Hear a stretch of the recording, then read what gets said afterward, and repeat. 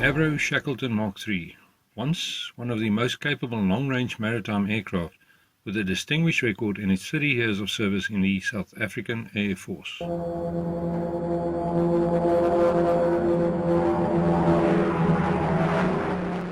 A truly marvelous machine, adored by the crews that flew in her and those that maintained her, she was to achieve legendary status as protector of the South African coastline and oceans. But despite the illustrious service of these trusty aircraft, they would not escape the harsh reality of military flying. In essence, crews are often exposed to danger, something that they regularly train for, but sometimes misfortune steps in. Most people are familiar with the unfortunate loss of Pelican 16, a freshly restored Shackleton that crash-landed at night in the Sahara Desert in 1994. But few remember the tragic loss of Shackleton 1718 and her entire crew many years earlier. This catastrophe, almost forgotten today, will be the focus of our first expedition, so join us as we embark on a journey of discovery, examining the details surrounding this terribly sad event. Our journey starts at Morningstar Airfield near Cape Town, where the members of the Downed Aircraft Research Team, in short DART, met to plan the first expedition. Shackleton 1718, with a crew of 13 and sufficient fuel to remain airborne for 18 hours, departed from Cape Town International Airport, then known as DF Milan, around 3 p.m. on the 8th of August 1963. The purpose of the flight was to participate in a naval training exercise 60 nautical miles southwest of Port Elizabeth, where the crew intended to practice submarine hunting procedures. Soon after takeoff, the aircraft encountered weather of the worst kind: thick layers of low cloud, heavy rain, a very low freezing level, and particularly strong winds. For reasons unknown, the pilot in command, Captain Sivertson, made a last-minute decision to deviate from his intended coastwise route and opted for a shortcut over land. Unfortunately, the Cape Town ATC radar then went off the air as a result of severe flooding, and thus the flight path of the aircraft could not be monitored. Minutes later, air traffic control recorded an incomplete distress call from the aircraft, after which it simply vanished. An extensive search then followed, but owing to conflicting reports from witnesses all along the coast, the search concentrated on the area around Mossel Bay. A few days later, a credible report was received from a person in the Steynskloof area, which finally led the SAF to the crash site. Arriving at the scene, they found that the aircraft was totally destroyed and all 13 members had tragically lost their lives. Today, Shackleton 1718 lies hidden in the Steynskloof Valley, slowly fading away as nature has taken its course in reclaiming it. After almost 6 decades, the wreck has now deteriorated significantly and will probably soon become indistinguishable from its surroundings. Having performed all the necessary safety briefings, equipment checks and legal requirements, we finally departed by road from Cape Town. Having done this trip before, we all agreed to this final expedition in order to pay homage to those that paid the ultimate price in the execution of their duties. The road trip will take us past the crash site of a South African Air Force Oryx helicopter just beyond the Huguenot Tunnel. So gentlemen, start your engines. So he came after strikers away, he came down the valley here and he tried to force them and went out of control over here about. Which way is it? We're about to pass under the wire soon. I'll show you in a minute.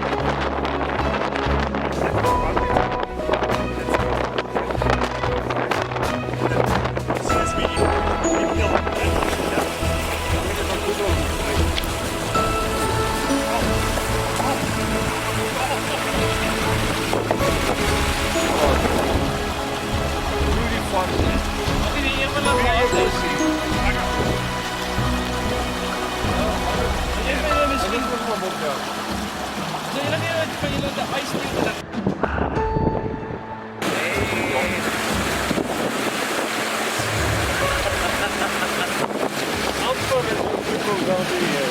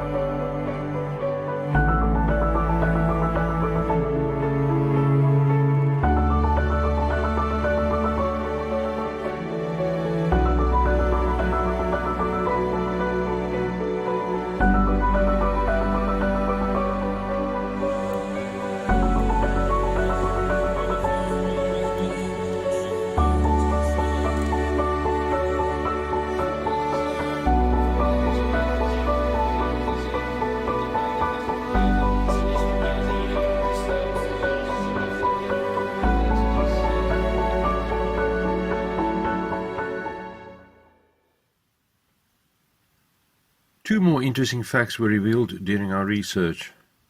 The first is that the photographer, Sergeant Dupre, disembarked moments before the aircraft departed, as his camera equipment failed to function. He would have been the 14th fatality.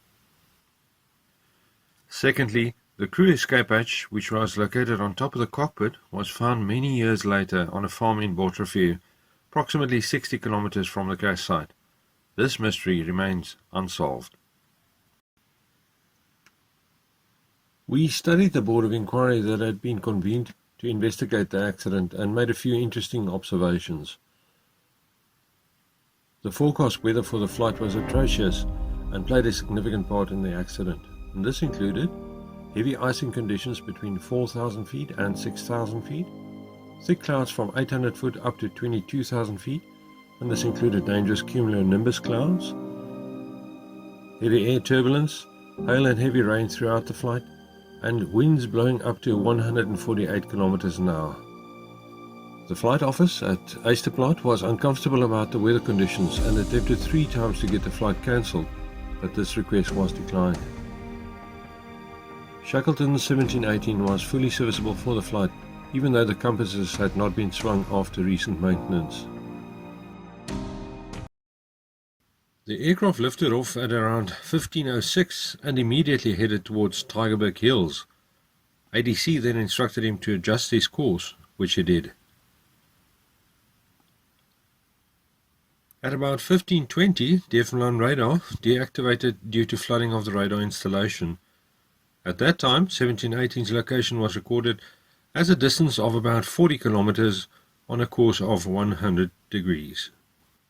Although the evidence suggested that the airplane had crashed, most likely in the Sitainskloof-Wemmershoek Mountains area, the adverse weather conditions, combined with the lateness of the hour, prevented any meaningful search and rescue attempt at the time. The next day, the weather improved, so helicopters were sent out to the mountain search area. The wreck was finally discovered from the air at 1718, just over 2 days following the accident. It was evident from the almost complete destruction of the aircraft that nobody aboard could have possibly survived. The crash occurred about 25.8 kilometers from the nearest town, Worcester, in the Sitainskloof Valley. We are honoured to have here today the 84-year-old Clive Morgan, a retired SA Air Force pilot. Now, Clive was a member of 17 Squadron, operating from Air Force Base Eysterplaat, and he was part of the search and rescue effort for Shackleton 1718. Clive, please tell us about the search for the Shackleton and how it was eventually located.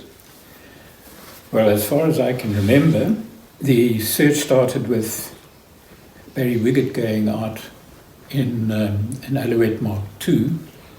That was about the next day, when the weather had cleared enough for him to risk it, but it was still very, very risky, and he didn't want to let everybody out. He came back and he found nothing and said it was too risky for us to go out. Then later we received a message to say that the plane had been, or its whereabouts had been located.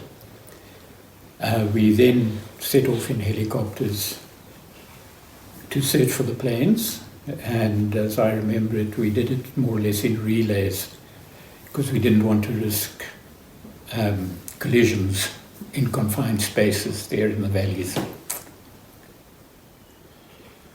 Okay, during the search effort, was there any hope of finding any survivors? That would have been very miraculous because it was obvious that the plane had broken up. The on-site investigation revealed more peculiarities. A section of the starboard rudder was found 1,620 meters and the port elevator 1,250 meters from the impact point. Following the disintegration of these two flight control surfaces, the aircraft would have been uncontrollable.